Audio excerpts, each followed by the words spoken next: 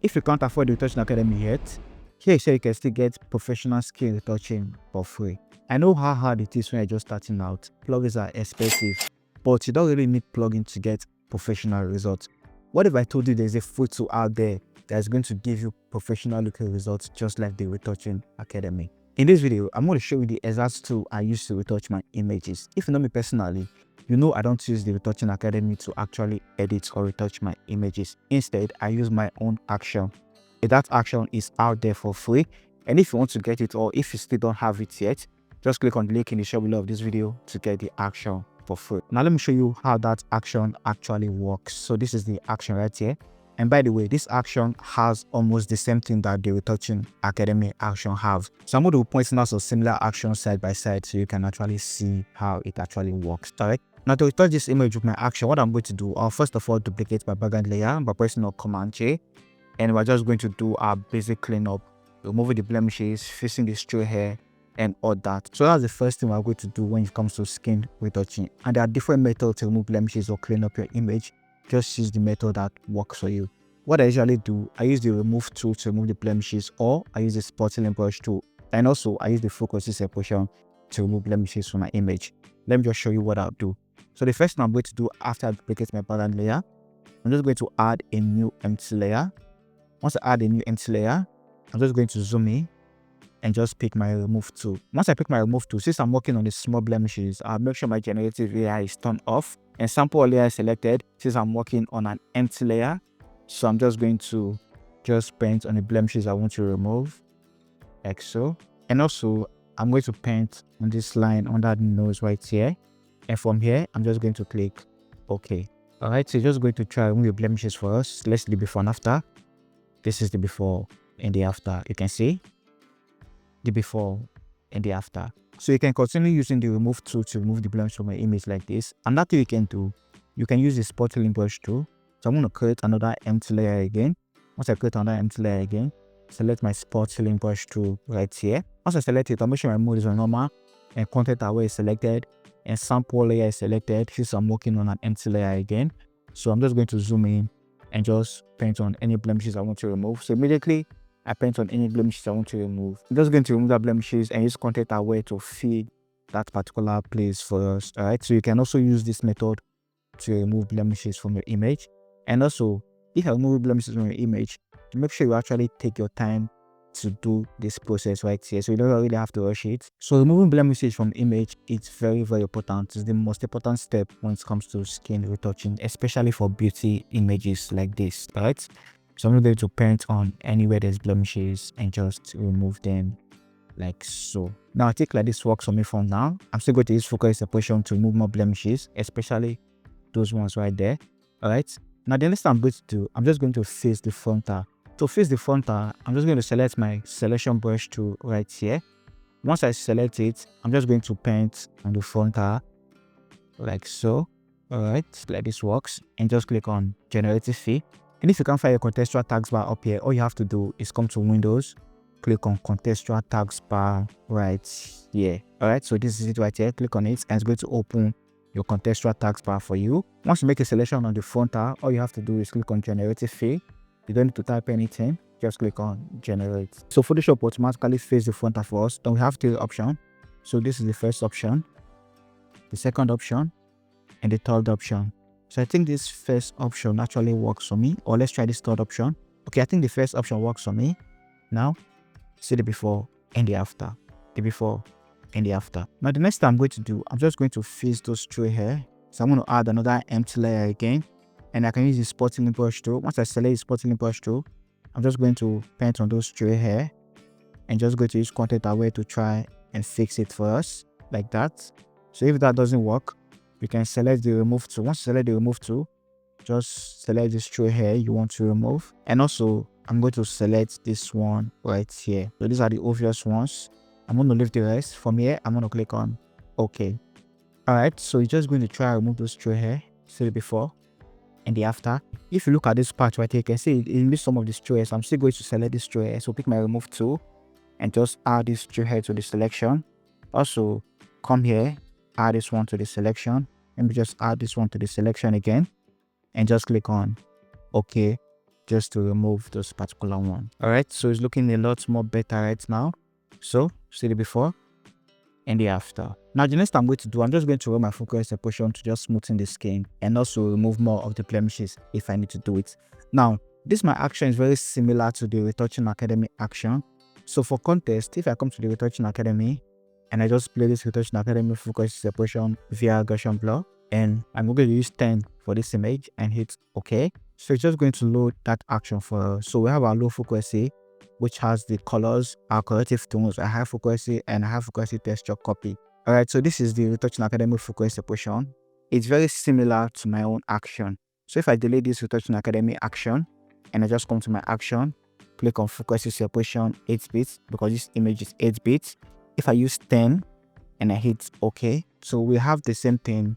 We have our low frequency, we have our brush layer, we have our high frequency, and we have our high frequency copy right here. So basically, the same way you're going to be using the Retouching Academy action is the same way you're going to be using the frequency separation inside my own action. It's the same thing. So that's why I said it's an alternative if you can't afford the Retouching Academy. All right. Now, after running that frequency separation, let me just delete this and explain something. Now, if I come back to my action again, click on this frequency separation 8 bits. Now for the Gaussian blur radius, the Gaussian blur radius depends on how smooth you want your image to be. Now if you want your image to be smooth, you can use a low blur radius. But if you want to still retain texture on your image, use a high radius. So the radius you use depending on how much texture you have on your image or how sharp the image actually is. Now for me, for an image like this, I use between 8 to 15 for an image like this because I feel it works for me. And even if I try it and it doesn't give me what I want, I can run another frequency separation on top of it just to smoothen that even more. So I can do multiple frequency separation until I get what I want. All right. Now for this particular image, I'm going to use a radius of 10 and hit OK. Now, since I still want to remove more blemishes from the image, I'm going to click on my high frequency texture copy right here. Once I select this high frequency texture copy, I'm going to select my close stamp tool. With my close stamp tool selected, I make sure my opacity is set to 100, my flow is set to 100, align is selected, and current layer is selected. Because we're working on this high frequency copy right here, I contest the textures. But if currents are below layer is selected and I try to remove blemishes, so if I just sample with option or alternate and just try to paint, it's going to make the image look bad, as you can see. So make sure your sample is set to current layer like so. And for my brush settings, this is my brush settings. I'm using a soft round brush. My hardness is set to 0. All right. So I'm just going to zoom in and just sample and paint on any blemishes I still want to remove from this image. So if you want to remove blemishes, make sure you are increasing and decreasing your brush size according to the blemishes you want to remove on your image. So if you want to remove a big blemishes, use a big brush size. And to increase your brush size, use the square bracket key on your keyboard to increase and decrease your brush size accordingly.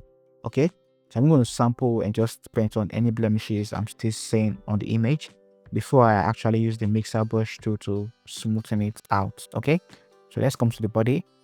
Just paint on these blemishes right here, or these shines. They are not necessarily blemishes, but I feel they are too much, so I'm just going to remove them a little bit. Just take your time to clean up your image. It's very important. So I think like this works for me. Let me just remove some from this particular place. Feel it's distracting. All right, so take your time, look at your image and see what works for you. I feel like this works for me.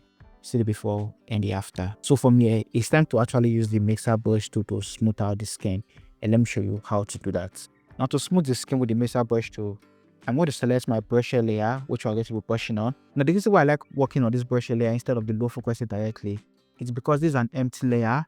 And one, if I make any mistake, I can actually erase that mistake instead of deleting the whole frequency separation and start it all over from scratch. And number two, I can create small empty layer above it. So maybe I can brush on the face separately with one empty layer, create another empty layer, brush on the hand separately, create another empty layer, brush on the leg separately. So you can create multiple empty layers on top of it to smooth your skin. So you have more control and more precise control over your image. I'm going to explain it in a bit. So I'm going to be using this one to work on the face, and I'll create another empty layer to work on the body so you can understand it. Now to smooth the skin, with my brush layer selected, I'm going to select my mixer brush tool. So for my mixer brush tool, make sure this clean brush is selected, and also check this clean brush after each stroke. Make sure it's selected. My settings, my weight is on 30, my load is on 30, my mix is on 0 because it doesn't really matter, and my flow is between 20 and 30, but right now it's on 30. And since I'm working on this empty layer, and make sure sample layer is selected. It's very important. If you're working on this brush layer, make sure your sample layer is selected, because if you uncheck it and I just try to mix the color, nothing is going to happen because it's an empty layer. But if you are working directly on the low frequency, because some people work on this low frequency, you can choose to uncheck this one, this sample layer, just uncheck it and work directly on the low frequency. But like I said earlier, I prefer to work on this empty layer right here. So once I select that empty layer, what I'm going to do, I'm going to hide my high texture layer. So I'm going to click on this high frequency layer right here, this eye icon on the high frequency. I'm going to click on it and I'm just going to hide it. Immediately I hide it, you can see it has hide the textures and we have only the colors on the image. The image is kind of blurry right now, so this is what we want. So to mix the color, I'm going to be mixing the highlight separately, the transition separately, the matrix separately, and the shadows separately. Alright, so you can see this highlight on the forehead. I'm just going to increase my brush size according to that highlight and just mix it, just to mix those color right there on the highlight. Okay, also for the shadow on the forehead, you can see how I'm increasing and decreasing my brush size to fit the areas I'm working on.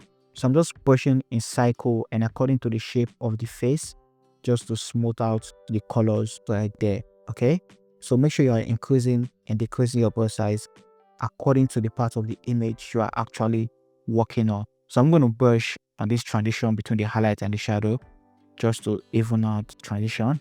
And I want to show you what I've done so far so you can have an idea of what I'm trying to do. I'm just trying to mix the color to make everything look even, so thereby making the image look smooth. So that is what I'm trying to do right now. Okay, let me quickly show you the before and after of what I've done so far so you can see. Now take a look at the forehead, see the before and the after. So I'm going to do this for the whole of this image. All right, so I'm going to continue. I'm going to click on this high frequency right here. It's going to display only the colors, so I'm just going to reduce my brush size. You can see that highlight on the nose. I'm going to zoom in a little bit, reduce my brush size to fit that highlight on the nose, and just paint on it like this. All right, so paint on this part right here. So when you're working, make sure you're increasing and decreasing your brush size according to the parts you're working on. It's very important, and try as much as possible to brush according to the shape of the face, because you don't want to change the shape of the face. All right, so I'm just going to paint on this highlight right here, mix the highlight color. I'm just going to paint on this part right here, increase my brush size a little bit, paint on the cheek, just mix the color right there just to make it smooth. Let's see what I've done so far. See our before and after, our before and after. And if you're asking how do I know that 10 radius, because I use 10 on the focus separation gaussian blur radius, how do I know that 10 actually works? The truth is I don't really know. It's trial and error. If I have tried 10 and it did not work for me, I would have go higher or go lower. So there's no perfect blur number. All right, so I think 10 actually works for me for this image. Now see our before and after. The image is looking smooth, but we still have textures on the image. Our before and after. Now I feel I made a mistake on this forehead, so what I'm going to do, I'm just going to pick my eraser tool, all right, and just erase this particular part and just mix it again, because I feel I brush highlights into shadows and shadows into highlights in that particular place. So once I erase it, I'll pick my mixer brush tool again, hide my high frequency layer, and just mix this particular place separately.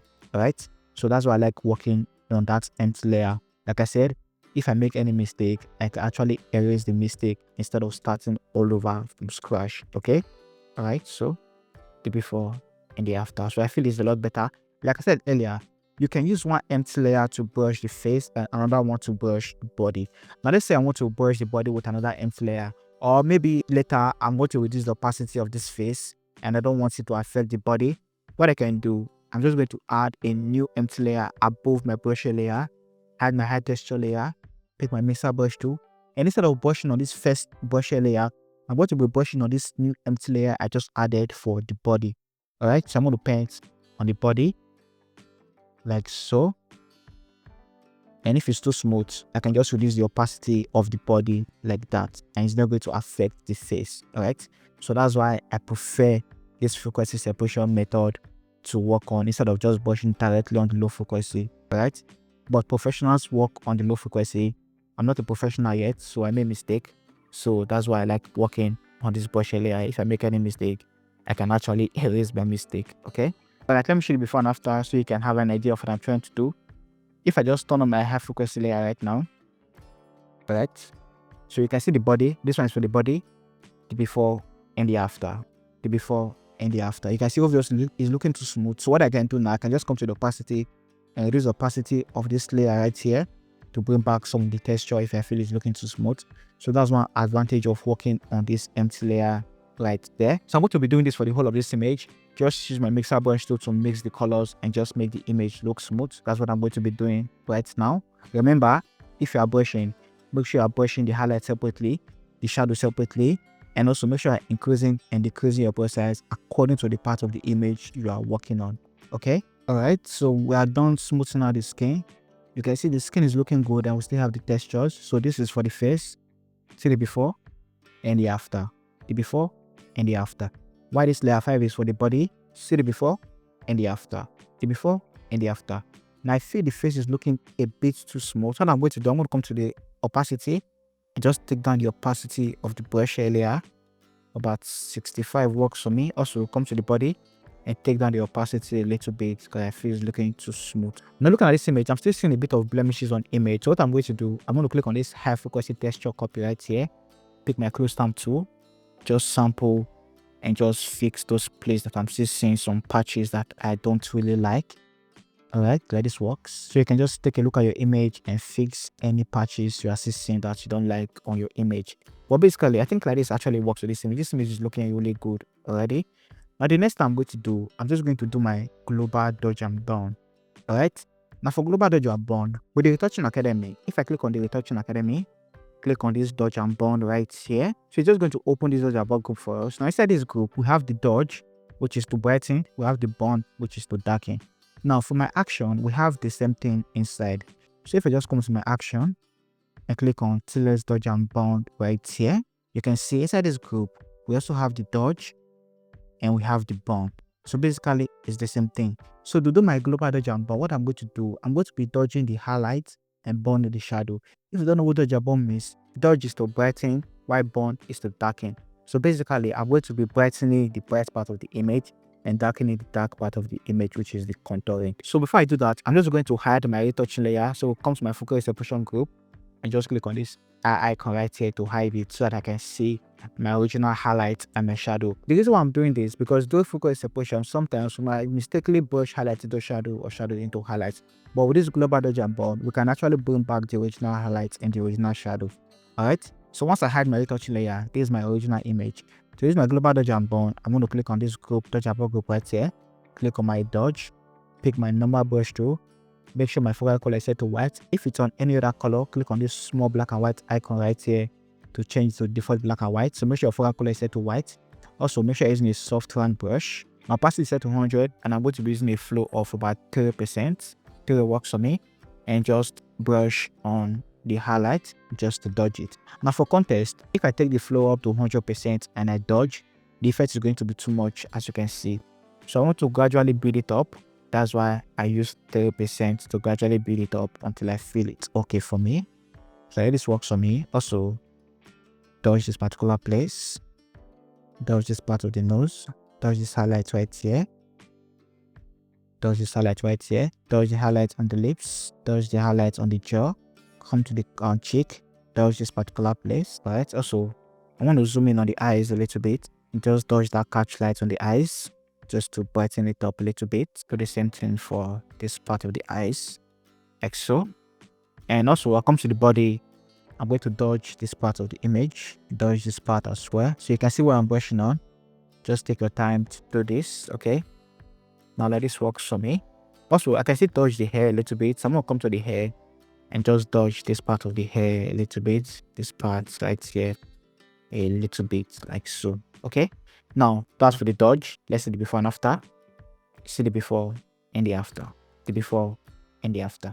Now what I'm going to do, I'm going to come to the burn. Now for the burn, I'm going to burn this side of the nose. Alright, so this particular part of the nose, I'm going to burn it. Alright, also the cheek, I'm going to burn this cheek right here, which is the contouring. This part of the lips, I'm just going to burn it. Right, also this other cheek, I'm going to burn it a little bit. The forehead, I'm going to burn it a little bit. Under the neck, I'm going to burn it a little bit. this part of the image, this collarbone right here, I'm going to burn it. This part, I'm going to burn it just like that. Now, let me just show you where I dodge and where I burn so you can actually understand it better. Now, for the burn, I burn this part of the image.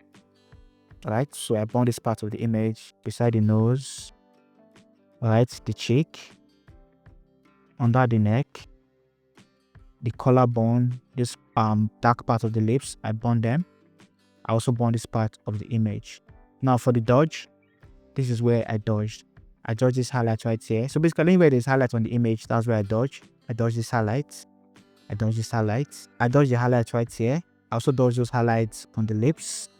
I dodge this highlight. I dodge the highlights on the cheek. I dodge this small highlight right here. I dodge this highlight right here. I also dodge those catch lights on the eyes like that.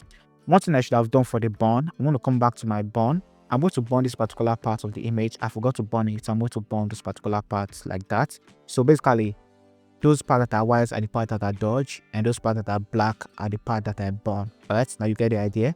So I'm going to delete that layer. Just go back to my burn, take my flow back to 0%, and just burn this side of the image. Alright, burn this part. Burn this part. Also, burn those eyelids. I'm going to burn them just to darken them a little bit. Alright, so let this work for me. So let's see our before and after of our dodge and burn. These are before and after. Our before and after. You can see just add depth to our image. Now for me, I'm just going to turn on my retouching layer. Once I turn it on, it's going to bring back my retouching. The before and the after. And I feel like the burn is looking too much. So what I'm going to do, I'm just going to open this group, click on the layer mask of the burn, come to Windows, open up my properties. Once I open up my properties on the mask, I'm just going to feather it a little bit just to smoothen out the edges, just to make it blend. Think about 100 works for me. Also, I'll do the same thing for the dodge. Open up the properties, move the feather up just to make it blend even more. Alright, so the before and the after. So I think like this works for me. Now, the next thing I'm going to do, I'm just going to whiten that eyes and just brighten up the eyes a little bit. Alright, so to do that, I'm going to come to my action, click on eyes and teeth whitening right there. Once I click on it, I'm going to zoom in on the part I want to brush on. Since our layer mask is on black, make sure your foreground color is set to white. So I'm going to bring up the flow to about 100% and just paint on this part right here, the white part of the eyes like this, the white part of the eyes like this. Alright, so I'm going to come to the teeth and just paint white on the teeth as well. But I think the teeth is looking white already, so I'm going to add a little bit because I'm still going to reduce opacity later though. So paint a little bit like so. Alright, so I'm going to reduce the opacity of the eyes and teeth whitening just like this. So see our before and after. Now to make the eyes pop, I'm just going to come to my adjustment, click on curves adjustment, click on presets, and just click on lighter RGB. Now I want to apply this effect on only the eyes. So I want to move this part up. I want to apply this effect, this brightness on only the eyes because I feel the eyes is looking dark. To do that, I'm just going to invert this white layer mask by pressing on Command I.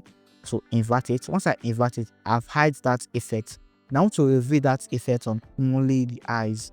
So I'm going to zoom in, pick my normal brush tool. Now since the layer mask is on black, I'm going to switch to a white brush and just paint on where I want to reveal that effect on. So since it's the eyes, just going to paint on the eyes to reveal that effect on the eyes like so. Obviously it's looking too much. I'm going to come to the opacity and take down the opacity a little bit like so. Alright, glad this works for me.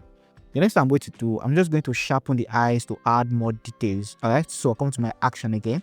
Like I said, you don't need the Retouching Academy to actually get a professional looking result. So this is what I do to retouch my images. Okay, now I'm going to sharpen the eyes and the lips. Alright, to do that, once I come to my action, you are going to see this unsharpen eyes and lips mask right here. Once I click on this unsharpen mask for eyes and lips, it's just going to do its thing and load this action. All you have to do is pick your brush tool, make sure your opacity set to 100, flow set to 100, your foreground color is set to white, and just paint on the eyes to add details to the eyes, as you can see. Alright, so you're going to add details to the eyes. Also, you can do the same thing for the lips, paint on the lips, and you're going to add details to the lips as well. Alright, so look at the eyes and the lips, see the before and after. Let me zoom in so you can see. See the eyes, the before and the after. The before and the after. It's looking a whole lot better right now. So I want to reduce the opacity a little bit because I don't like to leave it at 100%. So let's use 70. 70 works for me. Alright, so before and after. And finally, what I'm going to do for this image, if I color grade it, I'm just going to boost those colors on the eyes shadow like that. So I'm going to come to my adjustment layer, click on vibrance. Once I click on vibrance, I'm going to move the vibrance up. Now, since I want this to affect only that color on the eyes, I'm just going to invert it by pressing on Command I. So invert. After I invert it, I want to pick my brush tool, my normal brush tool, and just paint that effect on where I want it to affect, which is this eyeshadow right here. Alright, so see the before and the after, just with subtle difference. And I feel it's looking too much, so maybe take down the opacity a little bit. Now to color grade this image, I've already done a bit of color grading inside of Capture One. Let me show you what I did inside of Capture One before I actually open this image to Photoshop. So if I come to my Capture One, this is the image originally. Alright, so this is the image originally, and this is my Capture One adjustment. So I've done basically most of my color grade inside of Capture One. Now this is what I did. The first thing I did, I changed the base characteristics from Sony, I think it was Sony A7 Pro Standard to this like a M monochrome. That is what is giving that desaturated look. Alright, so if I just bring it back to the normal color, let me just hide all the adjustment I did. Okay. Alright, so if I take this base characteristics down to the Pro Standard, you can see the original color. I just changed the ICC profile from this Sony A7 Arrow to this like an M monochrome. So I like using it for dark skin image. So like an M monochrome, where is it?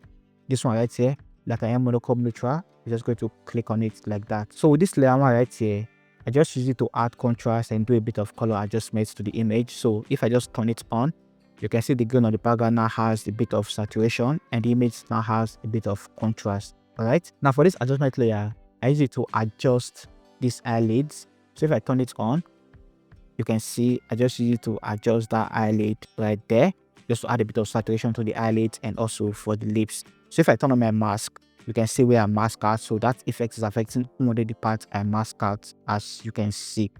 Okay, so I'm going to hide that mask by pressing M.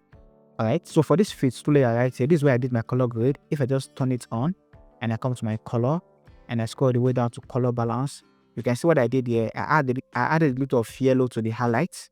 Also for the shadow, I added a little of oranges to the shadow part of the image. So that's what I do for my color grading. And for my basic adjustments, if I come to my adjustments, I just add a little bit of exposure. I took down the highlight, I opened up the shadow a little bit, and I move this contrast with levels, this black inside, and I move this highlights inside. So that's everything I decided to Capture One. These are before and after. Now, I imported the image to Photoshop like this because I did basically most of my color grading inside of Capture One. Now, to just enhance the color grade inside of Camera Raw, what I'm going to do, I want to create a stamp visible layer by pressing on Command Option Shift A. After that, I'm going to come to my filter and I'm going to click on Camera Raw filter right here. What I'm going to do from here, I'm just going to scroll all the way down, come to my calibration, and under my blue palm array, I'm going to take the saturation up a little bit just to boost the overall colors. And lastly, I want to scroll the way down, come to vibrance and increase the vibrance a little bit. So this is the only thing I'll do inside of Camera Raw. So see the before and the after. I feel this blue I added, this saturation I added is too much, so maybe I'll take it down a little bit. Alright, so maybe add a bit of contrast, just a tiny bit. Alright, so like this works for me. Alright, so see the before and the after. The before and the after, and I'm going to hit OK. So let me just go over everything I've done so you can see the before and after. So these are before and after, are before and after. And for me, I can choose to just press on Command S and just save it inside of Capture One, or I can choose to save it, export it as a JPEG and upload it online by pressing on Command Option Shift S. I'm going to bring it to this Save for Web page, or if you don't want to use the shortcut, you can just click on File, click on Export, and click for Save for Web Legacy right here. And you can just screenshot my settings and use it for your own. So this page is on JPEG, my optimize is selected, embed color profile selected, convert to sRGB is selected, my quality is between 80 and 90, and you can just click on Save to save your image. So if you can't afford the Retouching Academy, this is how you can still get that professional looking edit or professional looking results inside of Photoshop. And like I said earlier, if you want my action, I believe in the link I'll get it in the description below of this video, so you can download it for free and try it out. Now that you know how to retouch skins from start to finish, even if you don't have the Retouching Academy, if you want to learn some Photoshop tips and tricks, check out this video right here. I'll see you guys in my next one. Stay creative.